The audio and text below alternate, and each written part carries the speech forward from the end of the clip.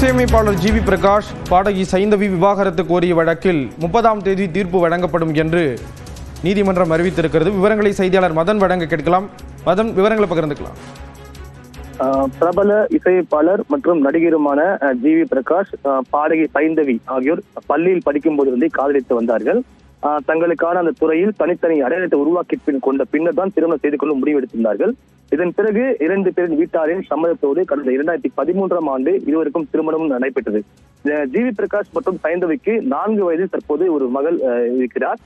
12 ஆண்டுகள் இணைந்து வாழ்ந்த தங்களுடைய திருமண வாழ்க்கையில் ஏற்பட்ட அந்த கருத்து வேறுபாடு காரணமாக தாங்கள் இருவரும் பிரிவதாக கடந்த 2024ஆம் ஆண்டு 2 பேருமே அறிவித்தார்கள்.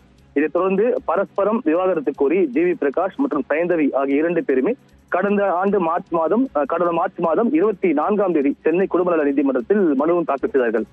கடந்த முறை இந்த மனு விசாரணைக்கு வந்தபோது 2 பேருமே நேரில் ஆஜராகி பரஸ்பரம் 2 பேரும் பிரிவதாக நீதிபதி முன்பு தெரிவித்தார்கள். இதைத் தொடர்ந்து பரஸ்பரம் விவாகரத்து கோரியதால் 6 மாதங்கள் 2 பேருக்கு கால அவகாசம் வழங்கப்பட்டது. அதே போல செப்டம்பர் 27, அதாவது இன்றைய தினம் 2 பேரும் நேரில் ஆஜராக வேண்டும். 2 பேருமே தங்களுடைய நிலைப்பாட்டில் உறுதியாக இருந்தால் அன்றைய தினம் இது தொடர்பாக முடிவெடுக்கப்படும் என்று கடந்த முறை தெரிவிக்கப்பட்டது. அதன்படி இன்று காலை 10:30 மணிக்கு சைந்தவி நேரில் ஆஜராக இருந்தால் அது காலதாமதமாக 12:30 மணி அளவில் ஜிவி பிரகாஷ் இந்த குடும்பத்திற்கு வந்து ஆஜராகியிருந்தார்.